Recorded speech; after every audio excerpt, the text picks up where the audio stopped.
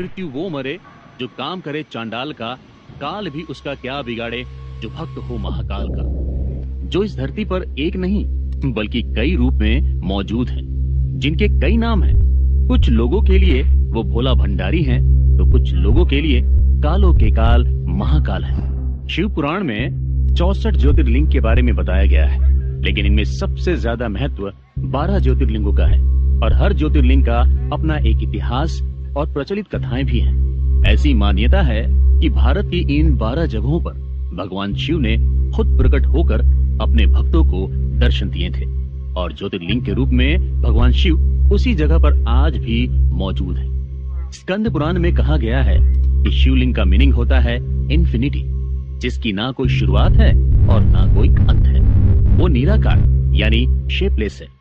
महादेव इस संसार की शुरुआत से पहले भी थे और इस संसार के अंत तक वो रहेंगे। ऐसा कहा जाता है जो भी इंसान इन 12 ज्योतिर्लिंगों का हर दिन सुबह शाम सिर्फ नाम लेता है, उसके जन्मों जन्मों के पाप नष्ट हो जाते हैं। श्री महाकाल के दर्शन मात्र से आयु और जीवन संकट कट जाते हैं। श्री सोमनाथ ज्योतिर्लिंग के दर्शन से समस्त पापों का नाश हो जाता है। केदारनाथ ज्योतिर्लिंग भगवान शिव का सबसे प्रिय और अपने भक्तों की सब मनोकामनाएं पूर्ण करने वाला माना जाता है। इस संसार में केवल शिव ही ऐसे भगवान हैं जिनकी लिंग और मूर्ति दोनों रूप में पूजा होती है। बाकी सभी देवताओं को सिर्फ मूर्ति के रूप में पूजा जाता है। भारत में मौजूद 12 ज्योतिर्लिंग भगवान शिव की एनर्जी के सोर्स हैं।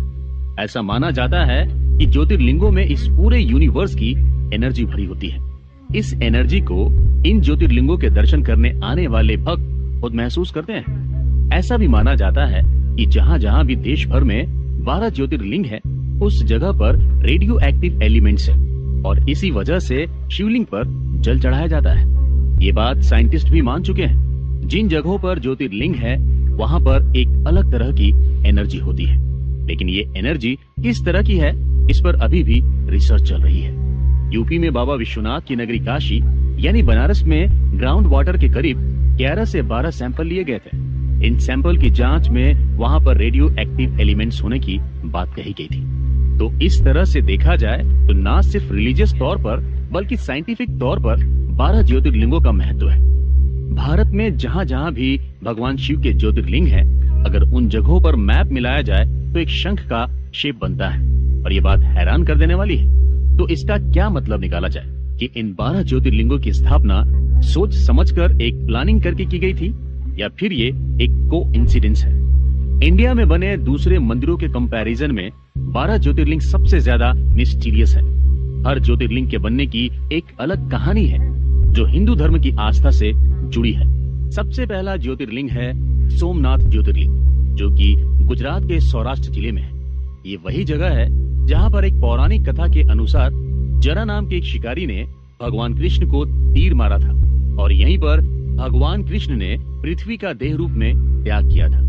ये जगह प्रभास तीर्थ के नाम से भी जानी जाती है।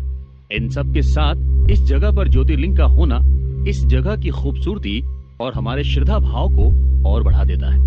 अरब सागर के किनारे बसा ये ज्योतिर्लिंग सिर्फ भारत ही नहीं बल्कि पूरी दुनिया में फेमस है। विदेशों से भी सनातन धर्म पर विश्वास करने वाले लोग इस ज्योतिर्लिंग के दर्शन के लिए आते हैं। 12 ज्योतिर्लिंग में सबसे पहला स्थान रखने वाले सोमनाथ ज्योतिर्लिंग की कहानी अपने आप में बहुत ही आकर्षक है। पौराणिक कथा के अनुसार कहा जाता है कि राजा दक्ष प्रजापति की 27 बेटियां थी और इन सभी की शादी चंद्र देवता यानी कि चंद्रमा के साथ हुई थी। चंद्रमा अपनी सभी पत्नियों से बहुत प्यार करते थे, लेकिन वो सबसे ज्यादा प्यार रोहिणी से करते थे, जिसकी वजह से उनकी दूसरी पत्नियां अक्सर उनसे नाराज रहती थी। एक दिन मायूस होकर सभी बेटियां अपने पिता राजा दक्ष प्रजापति के पास पहुंची। दक्ष प्रजापति की सभी बेटियों ने अपना दुख अपने पिता को सुनाया, जिस पर दक्ष प्रजापति बहुत नाराज हुए और उन्होंने चंद्रमा को समझाने की कोशिश की। उन्होंने कहा कि चंद्रमा के लिए उनकी सभी पत्नियां बराबर हैं और उन्हें सभी को एक जैसा ही प्यार देना चाहिए। लेकिन चंद्रमा रोहिणी के मोह में थे, तो उन्हें कुछ और दिखाई ही नहीं दे रहा था। जिसके बाद राजा दक्ष प्रजापति ने गुस्से में आकर चंद्रमा को श्राप दे दिया। दक्ष प्रजापति ने श्राप देते हुए कहा कि उन्हें क्षय रोग हो जाए, जिससे कि दिनों दिन उनकी खूबसूरती कम होती चली जाएगी। दक्ष प्रजापति का श्राप सच साबित हुआ और धीरे धीरे चंद्रमा की रोशनी और उनका आकार छोटा होने लगा, जिसकी वजह से धरती पर चारों तरफ हाहाकार मच गया। ऐसा लगने लगा था कि इस दुनिया से चंद्रमा की मौजूदगी खत्म हो जाएगी। चंद्रमा भी अपना हाल देखकर बहुत दुखी हुए। इस श्राप से मुक्त होने के लिए वो भगवान ब्रह्मा के पास पहुंचे। तब भगवान ब्रह्मा ने कहा कि उन्हें भगवान मृत्युंजय यानी कि महादेव की आराधना और भक्ति करनी चाहिए। इससे उन पर लगा श्राप पूरी तरह से खत्म हो जाएगा। दोस्तों, अगर आप हिंदू पौराणिक कथाओं पर ध्यान दें तो उसमें प्रकृति और भगवान का अद्भुत कनेक्शन देखने को मिलेगा। जैसे अर्थ यानी धरती माँ, सन यानी सूर्य देवता, मून यानी चंद्रमा देवता, वाटर यानी जल देवता एक्सेट्रा। पूरी दुनिया में स्पिरिचुअलिटी यानी अध्यात्म को जानने की चाह रखने वाले इस भारत भूमि पर जरूर आते हैं। देवता की तपस्या से खुश होकर भगवान शिव ने उन्हें आशीर्वाद दिया और अमर होने का वरदान भी दिया। भगवान शिव ने चंद्रमा से कहा कि कृष्ण पक्ष के दौरान रोजाना वो घटते चले जाएंगे, लेकिन शुक्ल पक्ष में धीरे धीरे वो फिर से अपने असली रूप में आ जाएंगे। इस तरह से भगवान शिव ने चंद्रमा को श्राप से भी बचाया और दक्ष प्रजापति का श्राप भी झूठा नहीं हुआ। इसके बाद चंद्रमा ने दूसरे देवताओं के साथ मिलकर भगवान भोलेनाथ से प्रार्थना की कि वो लोगों के दुखों को दूर करने के लिए माँ पार्वती के साथ यहीं पर रह जाएं। उसके बाद महादेव शिवलिंग के रूप में इसी जगह पर बस गए। दोस्तों, भगवान शिव के 12 ज्योतिर्लिंगों में से दूसरे नंबर पर है झारखंड का धार्मिक शहर देवघर, और इसी देवघर में महादेव बैद्यनाथ ज्योतिर्लिंग के रूप में विराजमान है। भगवान शिव के 12 ज्योतिर्लिंग में बाबा बैद्यनाथ खास महत्व रखते हैं, और ये जगह एक ऐसी सिद्ध पीठ है जहाँ पर मांगी गई मनोकामना कभी खाली नहीं जाती है। बाबा के दरबार में जो भी भक्त सच्चे मन से प्रार्थना करता है उसकी सभी इच्छाएं पूरी होती है।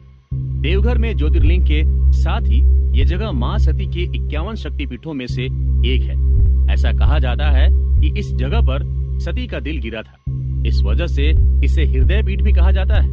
यहाँ पर मां सती को जय दुर्गा के रूप में पूजा जाता है। ये जगह ज्योतिर्लिंग और शक्तिपीठ का अनूठा संगम है। पूरे देश में ये एक ऐसी जगह है जहाँ शिव और शक्ति एक साथ मौजूद हैं। झारखंड के देवघर में बैद्यनाथ ज्योतिर्लिंग की स्थापना कैसे हुई, इसके पीछे बहुत ही इंटरेस्टिंग कहानी है, जिसके बारे में शिव पुराण में जिक्र मिलता है। बैद्यनाथ ज्योतिर्लिंग का इतिहास लंकापति रावण से जुड़ा है। पौराणिक कथा के अनुसार रावण भगवान शिव का परम भक्त था। शिव तांडव स्तोत्र भी रावण की रचना थी। रावण ने हिमालय पर्वत पर जाकर भगवान शिव को खुश करने के लिए घोर तपस्या की, लेकिन भगवान शिव ने उसे दर्शन नहीं दिए। तब रावण ने अपने सिर काटकर शिवलिंग पर चढ़ाना शुरू कर दिया। एक एक करके उसने अपने 9 सिर भगवान शिव को समर्पित कर दिए, लेकिन रावण जैसे ही 10वां सिर काटने वाला था, उससे पहले ही देवाधिदेव महादेव प्रकट हो गए। भगवान शिव ने खुश होकर रावण को उनके 9 सिर वापस लौटा दिए और उसे वरदान मांगने के लिए कहा। रावण ने कहा कि वो कामना लिंग के रूप में उसके साथ लंका चले। वो उन्हें लंका ले जाकर वहाँ पर शिवलिंग की स्थापना करेगा, ताकि वो हमेशा अजय रहे, यानी कि उसे कभी कोई हरा न सके। भगवान शिव ने रावण की इच्छा को मान लिया। उन्होंने कहा कि वो रावण के साथ शिवलिंग के रूप में चलने के लिए तैयार है, लेकिन रावण को उनकी एक शर्त माननी पड़ेगी। भगवान शिव ने रावण को कहा कि अगर उसने शिवलिंग को कहीं भी जमीन पर रख दिया तो वो शिवलिंग हमेशा के लिए वहीं पर स्थापित हो जाएगा और शिवलिंग को दोबारा उठाया नहीं जा सकेगा। रावण इस बात के लिए तैयार हो गया और कामना लिंग को अपने हाथों में उठाकर लंका के लिए रवाना हो गया। लेकिन इधर देवताओं में इस बात को लेकर हाहाकार मच गया कि भगवान शिव कैलाश पर्वत छोड़कर जा रहे हैं। उधर रावण शिवलिंग को हाथ में उठाए लगातार आगे बढ़ रहा था। ऐसा कहा जाता है कि अचानक रास्ते में उसे लघु शंका आई, लेकिन वो शिवलिंग को जमीन पर नहीं रख सकता था। तभी उसने सामने से एक गवाले को आते देखा, जिसका नाम बैजू था। रावण ने शिवलिंग को उस गवाले को पकड़ा दिया और कहा कि वो इसे जमीन पर ना रखे, लेकिन जब रावण फ्रेश होने गया तो उसे काफी देर हो गई। बैजू ग्वाला इतनी देर तक अपने हाथ में शिवलिंग को पकड़े खड़ा नहीं रह सका और उसने शिवलिंग को जमीन पर रख दिया। ग्वाले ने जैसे ही शिवलिंग को जमीन पर रखा, वो वहीं पर स्थापित हो गया। जब रावण वापस लौटा तो उसने उस शिवलिंग को उठाने की बहुत कोशिश की, लेकिन वो शिवलिंग को उठा नहीं पाया। थक हार कर रावण वहां से शिवलिंग को यूं ही छोड़कर चला गया। उसके बाद भगवान विष्णु और ब्रह्मा जी समेत सभी देवी देवताओं ने उस शिवलिंग की पूजा की और उसकी स्थापना की। जिस जगह पर यह शिवलिंग स्थापित हुआ था वो जगह देवघर थी। बैजू नाम के ग्वाले ने इसे जमीन पर स्थापित किया था, इसीलिए इसे बैद्यनाथ ज्योतिर्लिंग के रूप में पहचान मिली। रावण कामना लिंग के रूप में शिवलिंग को श्रीलंका ले जा रहा था, इसीलिए इसे कामना लिंग के रूप में भी जाना जाता है। त्रेता युग से लेकर आज तक बैद्यनाथ ज्योतिर्लिंग भक्तों के लिए बहुत ही खास है। खासकर सावन के महीने में बाबा बैद्यनाथ धाम में तीर्थ यात्रियों की खासी भीड़ रहती है। इस दौरान हजारों लाखों श्रद्धालु सुल्तानगंज से पवित्र गंगा जल लेकर करीब 100 किलोमीटर तक पैदल ही बाबा बैजनाथ धाम पहुंचते हैं और वहां जाकर जल चढ़ाते हैं। बैद्यनाथ धाम में मुख्य मंदिर करीब 72 फीट ऊंचा है। इस मंदिर के गर्भगृह में बाबा बैद्यनाथ ज्योतिर्लिंग है, जहां पर भक्त जल अभिषेक और रुद्र अभिषेक समेत भगवान शिव की पूजा करते हैं। मुख्य मंदिर के पास ही मां पार्वती का मंदिर है। मां पार्वती और बैद्यनाथ ज्योतिर्लिंग के शिखर को कलावा से बांध कर रखा गया है, जिसे शिव और शक्ति का गठजोड़ यानी गठबंधन कहा जाता है। ये ट्रेडिशन यहाँ पर सालों से चला आ रहा है। ऐसी मान्यता है कि नया शादीशुदा जोड़ा अगर यहाँ पर कलावा बांधता है तो उनका रिश्ता शिव और शक्ति की तरह मजबूत बना रहता है। बैद्यनाथ का मंदिर परिसर बहुत बड़ा है, जिसमें करीब 22 मंदिर है, जहाँ पर कई देवी देवता की पूजा होती है। बाबा बैद्यनाथ धाम के दरवाजे सुबह 4 बजे अपने भक्तों के लिए खुल जाते हैं। 4 बजे से लेकर 5:30 बजे तक मंदिर के पुजारी अभिषेक और पूजा करते हैं। मंदिर के कपाट दोपहर 3 बजे तक खुले रहते हैं। शाम में बाबा बैद्यनाथ का विशेष श्रृंगार होता है और रात को आरती के बाद 9 बजे दरवाजे बंद कर दिए जाते हैं। बाबा बैद्यनाथ धाम में प्रसाद के रूप में पेड़े चढ़ाए जाते हैं। भारत में जितने भी शिव मंदिर और ज्योतिर्लिंग है, वहाँ मंदिर के शिखर पर ध्वजा के साथ साथ त्रिशूल भी लगा होता है। लेकिन बैद्यनाथ ज्योतिर्लिंग ही इकलौती ऐसी जगह है जहाँ पर मंदिर के शिखर पर त्रिशूल नहीं बल्कि पंचशूल लगा हुआ है। ये पंचशूल बैद्यनाथ धाम का सुरक्षा कवच भी है। इस पंचशूल को पंच तत्व धरती, जल, आकाश, हवा और अग्नि का रूप माना जाता है। ऐसा माना जाता है कि इस पंचशूल की वजह से ये मंदिर हजारों सालों से सुरक्षित है। हर साल शिवरात्रि के 2 दिन पहले पंचशूल को शिखर से उतारा जाता है और भक्तों के दर्शन के लिए रखा जाता है। पंचशूल के दर्शन करने के लिए हजारों लोगों की भीड़ उमड़ती है। महाशिवरात्रि के दिन पूजा के बाद पंचशूल को फिर से शिखर पर लगा दिया जाता है। इसे लगाने और उतारने का अधिकार पीढ़ी दर पीढ़ी एक ही परिवार, स्थानीय परिवार को है। कहते हैं कि जिस किसी भी इंसान की शादी नहीं हो रही हो या फिर उनके बच्चे नहीं हैं, वो बैद्यनाथ धाम में बाबा भोलेनाथ का सच्चे मन से अभिषेक करते हैं, उनकी सारी मनोकामनाएं पूरी होती है।